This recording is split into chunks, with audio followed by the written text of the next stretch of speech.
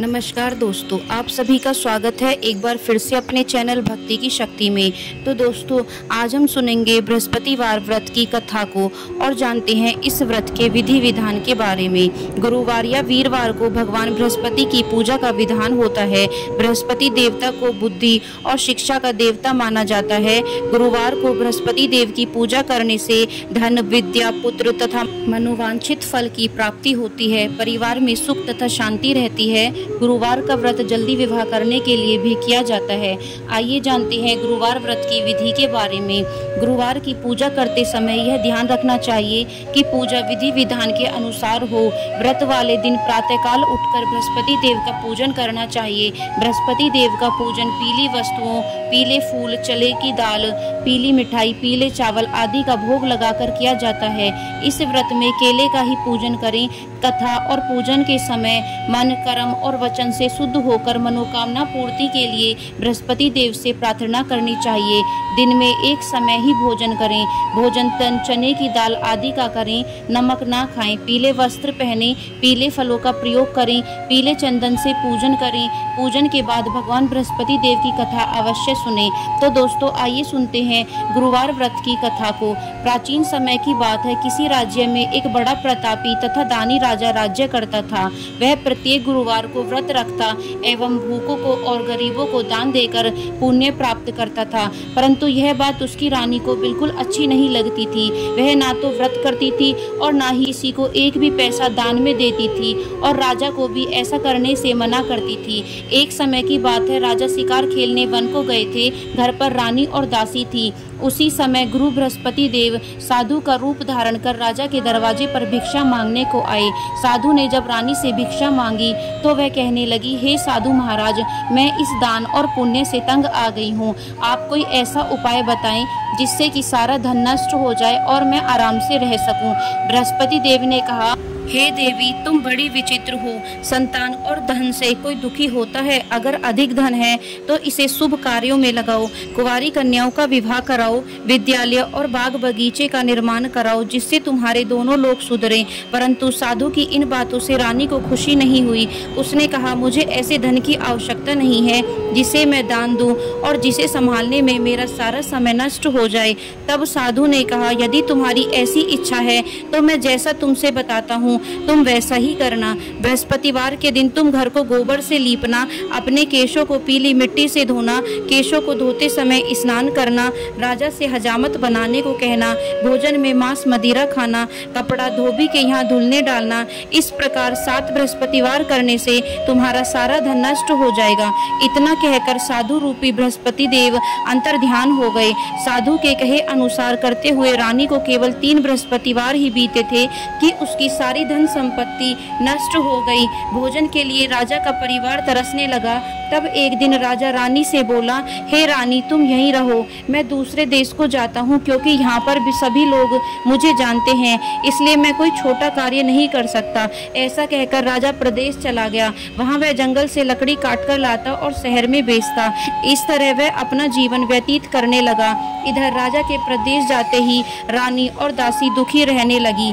एक बार जब रानी और दासी को 7 दिन तक बिना भोजन के रहना पड़ा तो रानी ने दासी से कहा, हे दासी, पास ही के नगर में मेरी बड़ी बहन रहती है। वह बड़ी धनवान है। तो उसके पास जा और कुछ लेकर आ ताकि थोड़ा बहुत गुजर बसर हो जाए। दासी रानी के बहन के पास गई। उस दिन बृहस्पतिवार था और रानी की बहन उस समय बृहस्पतिवार व्रत की कथा सुन रही थी। दासी ने रानी की बहन को अपनी रानी का संदेश दिया, लेकिन रानी की बड़ी बहन ने कोई उत्तर नहीं दिया। जब दासी को रानी की बहन से कोई उत्तर नहीं मिला तो वह बड़ी दुखी हुई और उसे क्रोध भी आया। दासी ने वापस आकर रानी को सारी बातें बता दी। यह सुनकर रानी ने अपने भाग्य को कोसा। उधर रानी की बहन ने सोचा कि मेरी बहन की दासी आई थी परंतु मैं उससे नहीं बोली, इससे वह बहुत दुखी हुई होगी। कथा सुनकर और पूजन समाप्त कर वह अपनी बहन के घर आई और कहने लगी, हे बहन, मैं बृहस्पतिवार का व्रत कर रही थी। तुम्हारी दासी मेरे घर आई थी, परंतु जब तक कथा होती है तब तक ना ही उठते हैं और ना ही कुछ बोलते हैं, इसलिए मैं नहीं बोली। कहो दासी क्यों गई थी? रानी बोली, बहन तुमसे क्या छिपाऊं, हमारे घर में खाने तक को अनाज नहीं था। ऐसा कहते कहते रानी की आंखें भर आई। उसने दासी समेत पिछले 7 दिनों से भूखे रहने तक की बात अपनी बहन को विस्तार पूर्वक सुना दी। रानी की बहन बोली, देखो बहन, भगवान बृहस्पति देव सबकी मनोकामनाओं को पूर्ण करते हैं। देखो शायद तुम्हारे घर में अनाज रखा हो।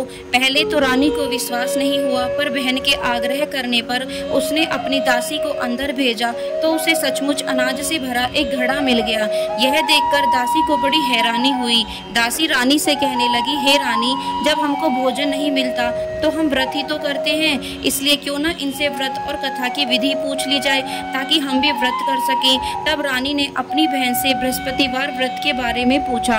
उसकी बहन ने बताया, बृहस्पतिवार के व्रत में चने की दाल और मुनक्खा से विष्णु भगवान का केले की जड़ में पूजन करें और दीपक जलाएं, व्रत कथा सुने और पीला भोजन ही करें, इससे बृहस्पति देव प्रसन्न होते हैं। व्रत और पूजन विधि बतलाकर रानी की बहन अपने घर को लौट आई।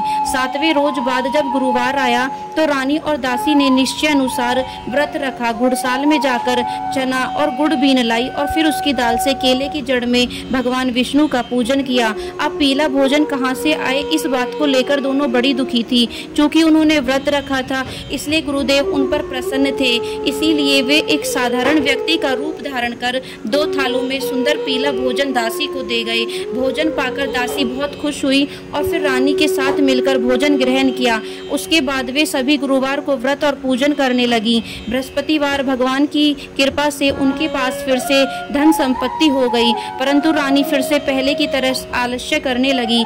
तब दासी बोली, देखो रानी, तुम पहले भी इस प्रकार आलस्य करती थी, तुम्हें धन रखने में कष्ट होता था, इस कारण सभी धन नष्ट हो गया, और अब जब भगवान गुरुदेव की कृपा से धन मिला है तो तुम्हें फिर से आलस्य होता है। बड़ी मुसीबतों के बाद हमने यह धन पाया है, इसीलिए हमें दान पुण्य करना चाहिए, भूखे मनुष्यों को भोजन कराना चाहिए और धन को शुभ कार्यों में खर्च करना चाहिए, जिससे तुम्हारे कुल का यश बढ़ेगा, स्वर्ग की प्राप्ति हो और पितृ प्रसन्न हो। दासी की बात मानकर रानी अपना धन शुभ कार्यों में खर्च करने लगी, जिससे पूरे नगर में उसका यश फैलने लगा। गुरुवार को भगवान बृहस्पति का व्रत रखने से घर में हमेशा सुख संपत्ति की बहार रहती है। बृहस्पतिवार व्रत कथा के बाद श्रद्धा के साथ भगवान विष्णु की आरती करनी चाहिए और इसके बाद प्रसाद बांटकर उसे ग्रहण करना चाहिए। तो दोस्तों, यह थी गुरुवार व्रत कथा और उसकी पूजा विधि। यदि वीडियो आपको पसंद आई हो तो चैनल को सब्सक्राइब करना बिल्कुल ना भूलें और वीडियो को लाइक एंड शेयर जरूर करें।